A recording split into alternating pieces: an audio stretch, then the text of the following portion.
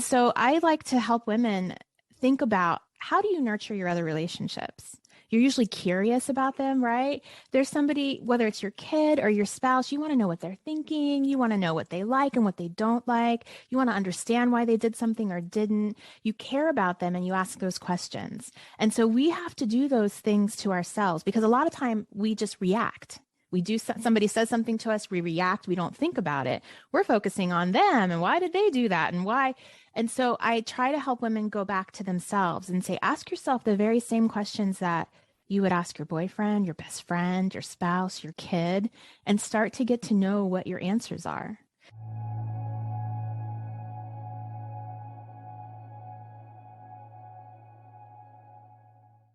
Hey, welcome to Normalize the Conversation. Today I'm here with Dr. Zoe Shaw. Dr. Zoe Shaw is a licensed psychotherapist, motivational speaker, radio show host, life coach, and fitness fanatic. She's a mom to 5 and a wife. She's passionate about helping women who struggle in difficult relationships, especially those sometimes difficult relationships with themselves. After 15 years in traditional psychotherapy practice, Dr. Zoe Shaw jumped off the couch and now helps women using a different modality with a mix of virtual therapy, coaching services, and programs through a lens of psychology, faith, and a dash of feminism, designed specifically for women struggling in difficult relationships. Dr. Zoe is the author of the Ask Dr. Zoe column in the Grit and Grace Project Women's Magazine.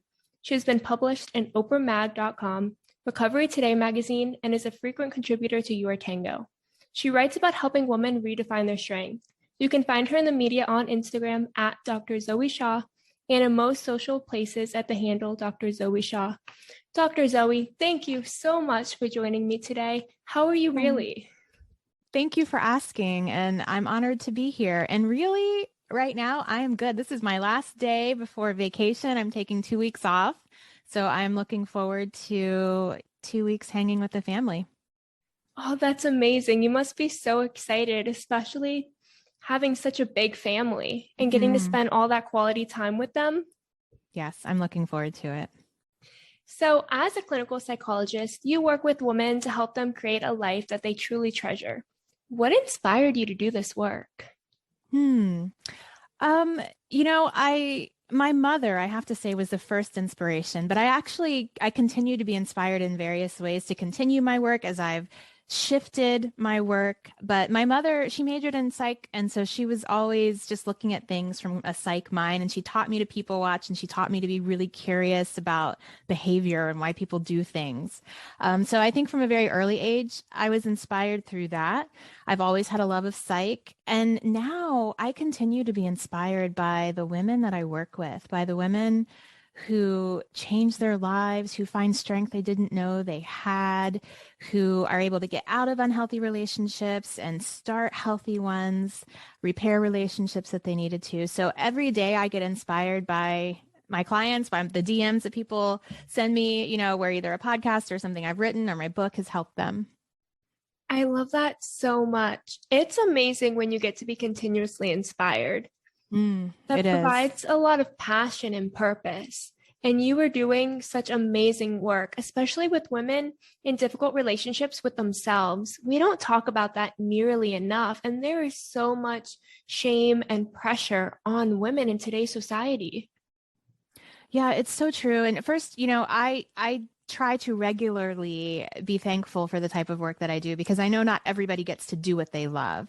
And I truly do get to do that. So it is wonderful to be inspired. But, the more and more I work with women in relationships, the more I've discovered that it really all goes back to their relationship with themselves, because the relationship that women have with themselves sets the foundation for every other single relationship they have, even their relationship with God. All of that goes back to, how do you feel about yourself? What do you know about yourself? What do you understand about yourself? So the more and more I work with the relationships, I realize, hey, we just got to get this part straightened. And when you get that part straightened, other things start to align. I really love that. It is so true. And those questions of, what do you know about yourself? How do you feel about yourself is so important. And no one ever really asks us that. So how do you help women kind of come to an understanding, that self-awareness of how they actually feel about themselves, and learn to kind of overcome it? Sometimes it's as simple as reminding or introducing women to the fact that they do have a relationship with themselves. So they're often so focused on, this relationship, marriage, the guy they're dating, their kids, the family, and they never stop to think, wait, this person like me, right? I need to have a relationship with her. And so I like to help women think about, how do you nurture your other relationships? You're usually curious about them, right? There's somebody, whether it's your kid or your spouse, you want to know what they're thinking. You want to know what they like and what they don't like. You want to understand why they did something or didn't. You care about them and you ask those questions. And so we have to do those things to ourselves, because a lot of time we just react. We do, somebody says something to us, we react, we don't think about it. We're focusing on them and why did they do that and why. And so I try to help women go back to themselves and say, ask yourself the very same questions that you would ask your boyfriend, your best friend, your spouse, your kid, and start to get to know what your answers are.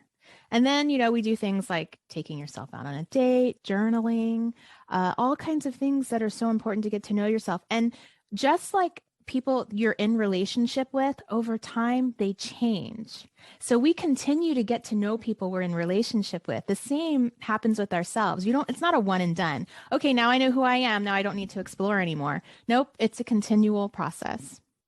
That is so true. We are always growing and changing. But I really loved how you talked about like going on a date with yourself, like taking yourself out by yourself. That is something for women that seems so terrifying. And that's something I started doing recently. But if I say it to like my friends or like my parents or just anyone around me, they're like, why would you do that? Sometimes I have to start super, super small with women, because I will have women who I'm working with who have difficulty spending 5 quiet minutes by themselves. And a lot of times, there's a lot of emotion. There are a lot of things they don't want to think about that come up. They feel bad when they're just sitting with themselves. And so they spend their life distracting, right? And so sometimes we have to start with just 5 minutes. Figure out how to spend 5 minutes with yourself. Figure out how to identify what emotions you feel in those 5 minutes, what's going on with you, what you do need to work through. And then work up to things like taking yourself out to dinner, on a date, and being comfortable with yourself. Because if you can't be comfortable hanging out with you, then I promise you're not going to have healthy relationships. It's hard because we're kind of taught to distract ourselves, right? We're We taught are. to put everyone else first and just keep going.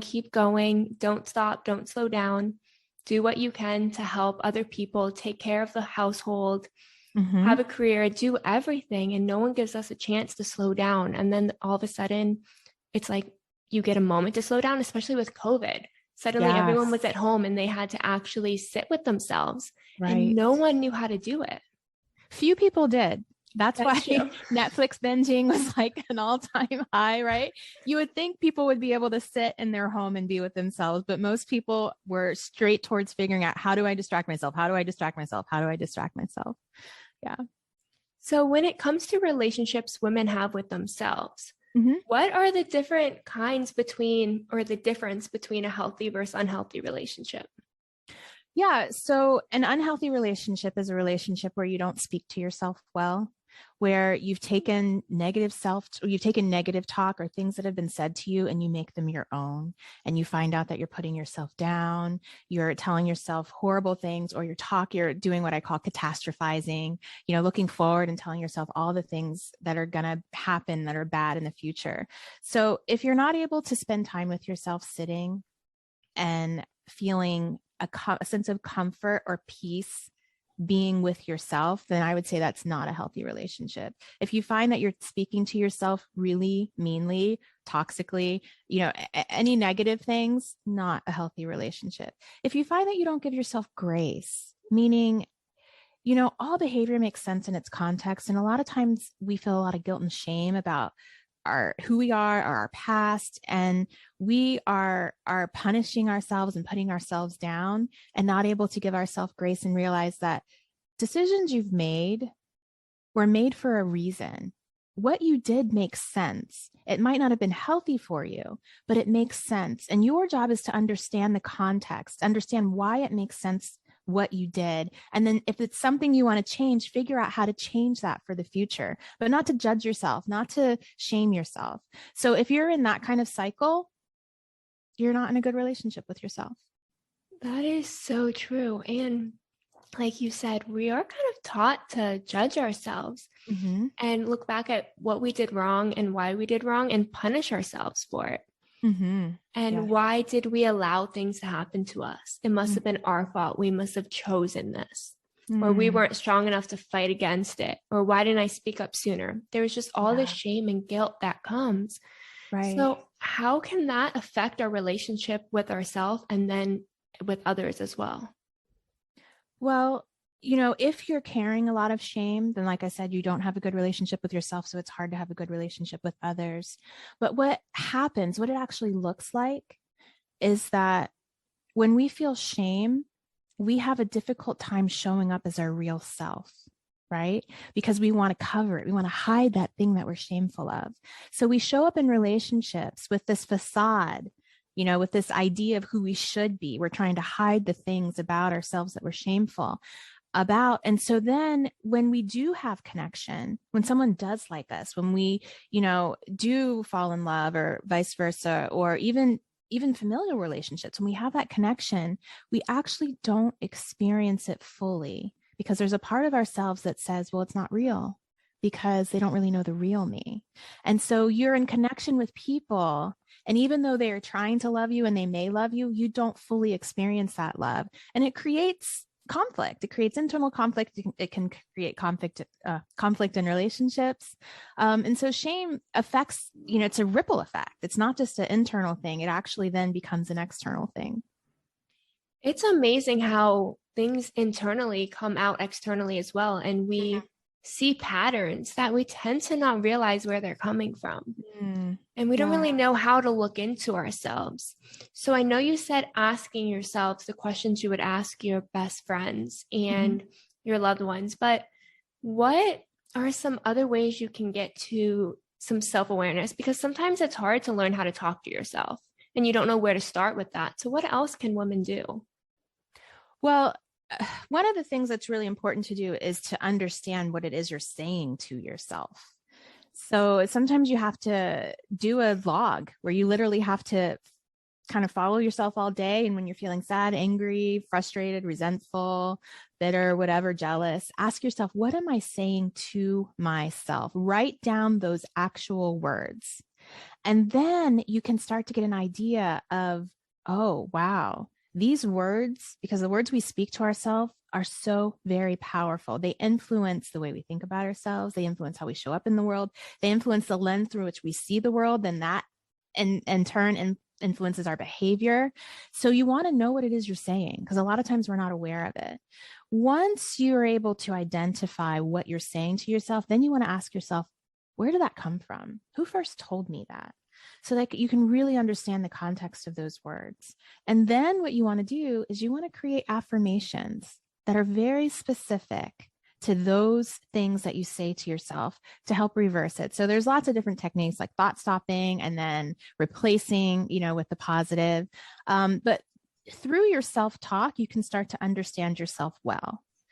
The other things that I want you to ask yourself are, what do I like to do? What am I passionate about? What do I want my future to look like? Because sometimes, especially, you know, usually people can talk about goals and future, but they have a really hard time talking about, what am I passionate about?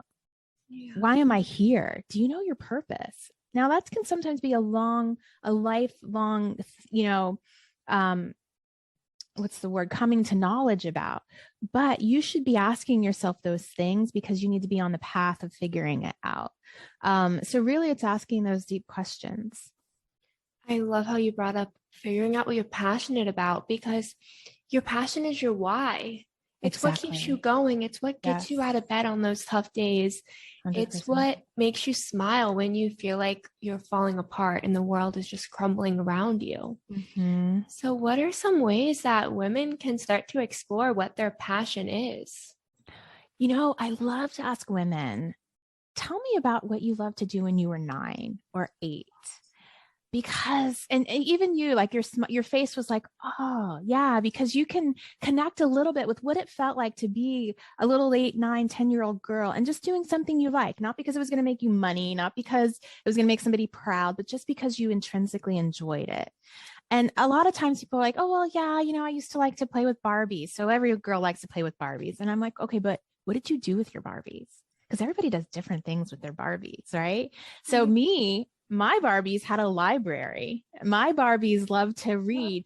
I loved reading so much when I was young. And I used to literally take a book because I wanted to be a writer so badly, but I couldn't think of any ideas. Like, I can't make up a story. And so I would take books that I loved and I would transcribe them, not just by hand. I would type them and then sometimes change the stories a little bit because I just loved reading and writing. And I kind of put that away for a lot of years, literally until I was 40, because that didn't mean much to me. That was like, oh, well, all girls like to do things like that, right?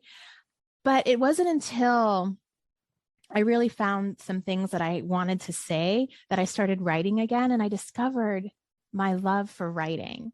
And I mean, that has been a passion that started way, way, way early. And even though I've written things obviously in an academic sense, but writing has really been that thing that lights me up. And I realized that I can help more people through my writing. It is completely my passion, but I put it away for like 30 years because I didn't value it, And then I realized too that no, I'm not ever going to be a novelist. I don't think, I won't say never, but I probably won't ever be a novelist, but I can tell other people's stories and I can tell my stories, and that is still writing.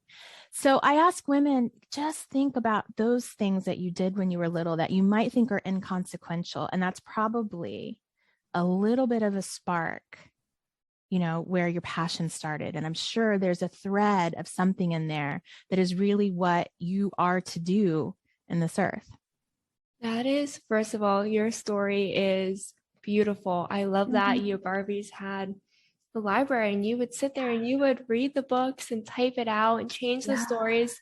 Right. And a lot of times we don't remember what we did when we were little. We kind of suppress who we were, and we're afraid to rediscover the passions that we had. Mm-hmm. I've been very lucky where I knew what I wanted to do when I was little, and it's been exactly the same. I started inspiring my generation when I was 12. So in a lot of ways, that's awesome. Thank you. In a lot of ways, I can't relate to that. Yeah. Not knowing what your passion is. And there's so many people around me are like, well, how do you know?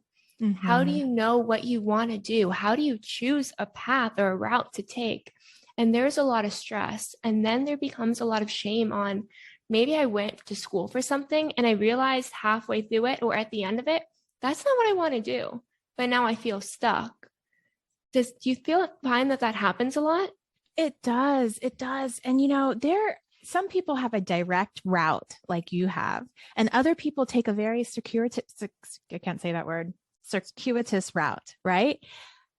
And it's all useful. So the things that I've learned along my path, along the 30 years that I wasn't writing, I'm using them all now in my writing. So this idea that you did the wrong thing or you went to school for the wrong thing, absolutely not. Use it, and you're going to use it in your life. And so I just think it's so important not to feel like any time that you've already had was wasted. Instead, just figure out, what did I learn from it and how can I use it?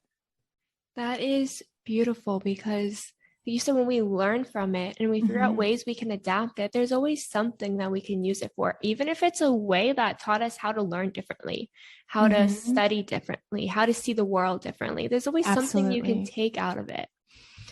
And it's really hard when you feel afraid to kind of switch paths and go back to what you want to do. So what advice do you have for someone who may be years down the line into a career that they're like, I never really wanted to go into this. Everyone kind of told me this was the right path to do. Yeah. And now I feel guilty if I start over and I decide I want to do something else. I want to go back to school, or I just want to change routes, change jobs, and they don't know if they should. Well, I always say, if you're thinking about it and you've been thinking about it for a while, then you already know the answer. The problem isn't should you, it's how, right? And often another thing I like to ask people to do when they're trying to make decisions is, if nobody in the world had any care, opinion, or judgment about what you would do, what decision would you make? And most people can immediately come up with that. So the answer, or the question I should say, isn't should I? It's I'm terrified. And how can I get over my fear to do the thing that I already really know I want to do? Right. And so for someone who says that, I have to say, okay, I think you're asking yourself the wrong question. You've already figured out that this path, whether it may have been good for you at some point, or maybe you chose it for reasons that were about other people's opinions, but you figured out that now this path is not working for you. So you've got to figure out how to get on the other one. And it looks really far and it's really scary. And there's a whole lot of things you don't know. And you're probably telling yourself lies about your age, about your ability, all the things about how long you've spent in this and why should we, continue to throw good money after bad. We shouldn't. So what you need to do is really write down all of your fears and then recognize that some of them you're going to have to walk through. There's going to have to be that leap between what you know and what you don't know, and you're going to need to take it. And it's scary and it's okay. And everybody does it differently. For some people, it might be starting a side hustle while they're working their full-time job, right? Until something happens where they can make the leap. Everybody has to make a leap, though. Some people's leap are some of the leaps are large, some of them are small. And for somebody else, it might be quitting that corporate job and, taking a year to start figuring some things out. Everybody's life is different. But what you have to do is ask the right question, recognize that fear is going to be there and it's okay, and figure out where your leap is going to be. The way you reframe the question is amazing because it's so true. We give ourselves all the reasons we shouldn't do something instead of realizing like what's in our way and why we're afraid to take that next step. Because if we don't know why we're afraid, we're never going to want to make that step, because when there are a million fears in front of you and you can't even understand what they are, where they come from, how are you supposed to move through it? How are you supposed to go forward when you don't know what you're facing? Right. I absolutely adore the way you reframe the question. Oh, thank you. But secondly, what I loved even more was the way you validated fear. Like, it's okay to be afraid, because we often feel weak for feeling afraid of something, or like, why am I afraid? Why am I not strong enough? Why am I not good enough to just go for it? And you validated it. Yeah, we imagine that people who do, quote, great things have no fear.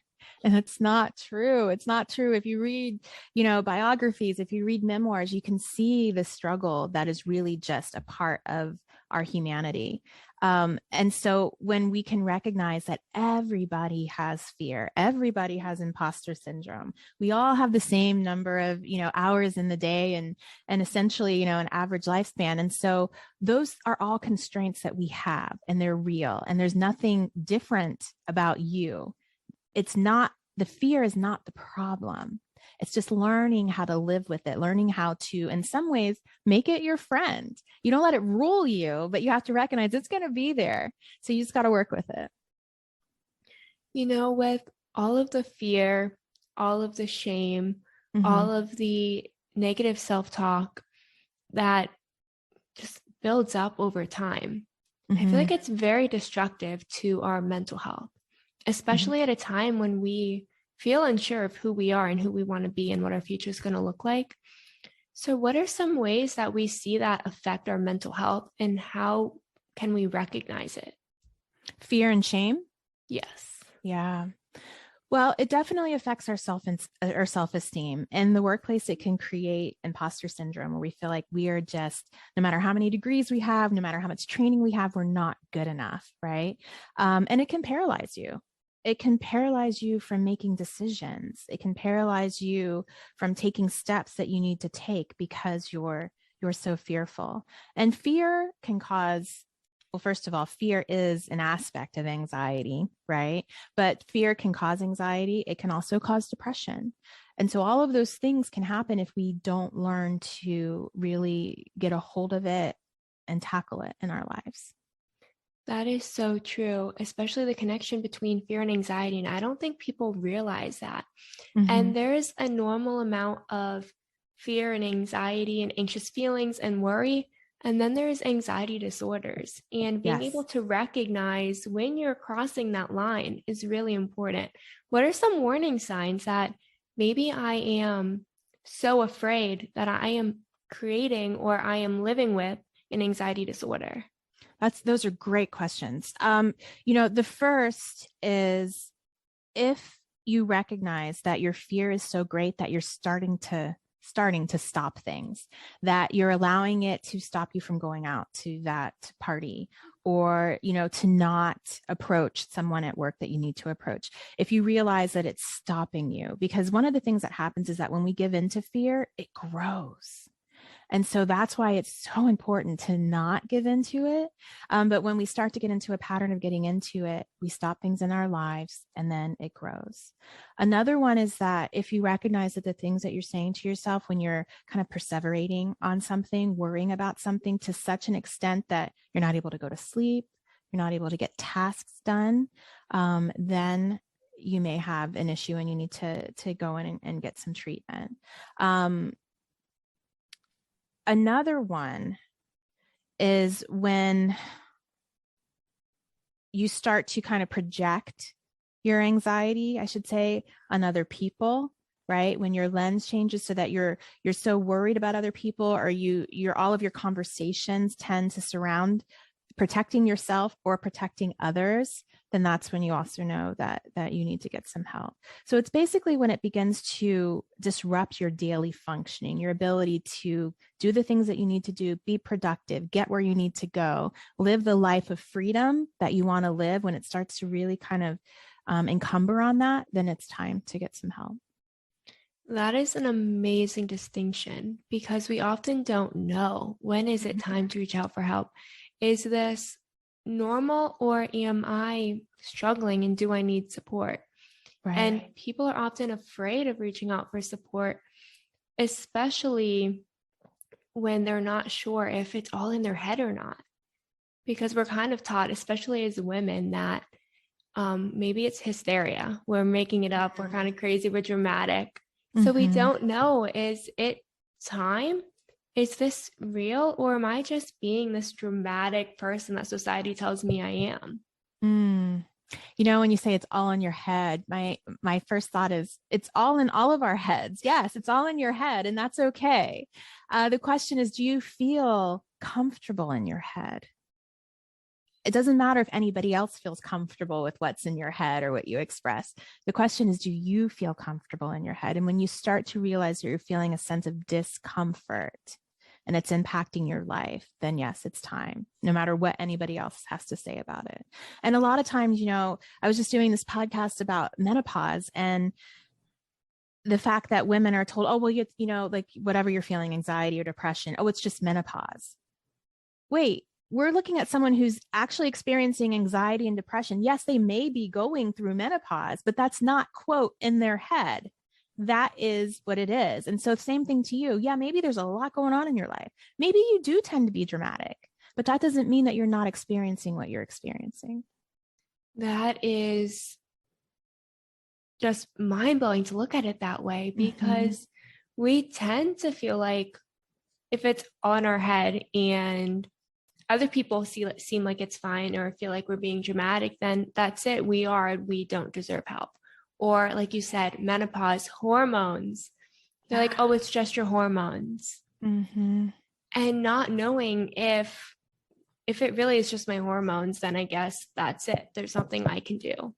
But see, here's the thing. It's never just, because remember, our minds and our bodies are connected, right? So if there's a hormonal thing going in your body and it's triggering a depression or it's triggering an anxiety, it's still real. Yes. It's just as real. Yeah.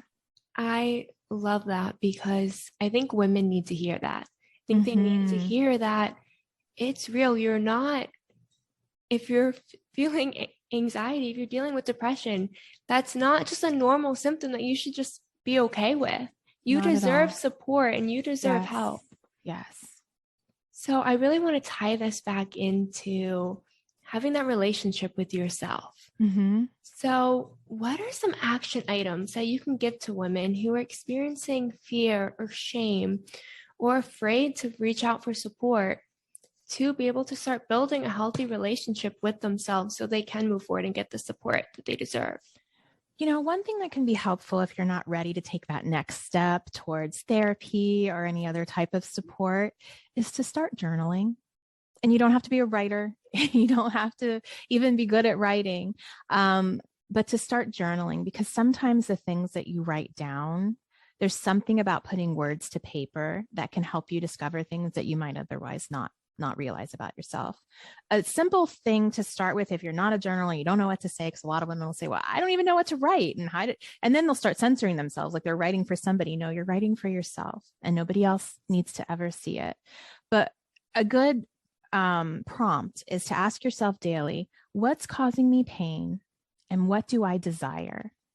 Most of us are able to answer those questions quickly, even, or if it takes a while, that's okay. But that gives a little insight into who I am, what's causing me the most pain right now, and what do I desire? That's a simple first step. That is an amazing journal prompt. Do you have a recommendation on the best time of day to journal? I know for me, I do it as soon as I wake up, because if I have any other thoughts in my head, I won't be able to express what I'm genuinely feeling. I'm now feeling what I saw on social media or a conversation I already had with someone. So for me, I know that it's like right in the morning before I move. But is there a certain time that's best? Is it different for everyone? It's different for everyone. For me too, it's the morning. And also there's two different types of journaling. So what I tend to suggest for women, if their time clock works this way, is nighttime journaling should be purging, just literally getting any thoughts, but all those crazy thoughts, like you said, social media, whatever's been influencing you throughout the day, to just kind of purge. And the benefit of purging is that it actually helps you sleep better, because then your mind isn't doing all of that racing and thinking. You've already put it on the paper, and you can remind yourself it's on the paper. I don't need to think about it. So there's a nice purging, aspect of journaling that can happen right before you go to bed. But then this other kind of journaling, the discovery journaling, the journaling that's kind of deeper to who you are, I suggest you do it, like you said, first thing in the morning. Number one, you're just coming out of, your sleep cycle. You're closer to your dreams, which are usually very good kind of insights into your psyche. Even if you don't remember your dream, you're just closer to it. And so it's better for you to journal in the morning if you can, and to ask yourself those kinds of questions, like the pain and desire question in the morning. I absolutely love that. And I never thought about that purging journaling at night. That Yeah, sounds so valuable, because we do tend to be up all night with racing thoughts. And when our thoughts right. are racing Mm-hmm. and we have so many emotions and anger and fear and shame, just Mm-hmm. everything playing on repeat, Right. it's so hard to sleep. And knowing that there's a way to kind of release them so you can get the sleep you deserve is amazing. Yeah. Yeah. That's a good one. Dr. Zoe, you have been full of insight, Thank absolutely you. incredible. I've learned so much from you, and I really enjoyed having you on today. Thank you so much. You're welcome. I enjoyed being here.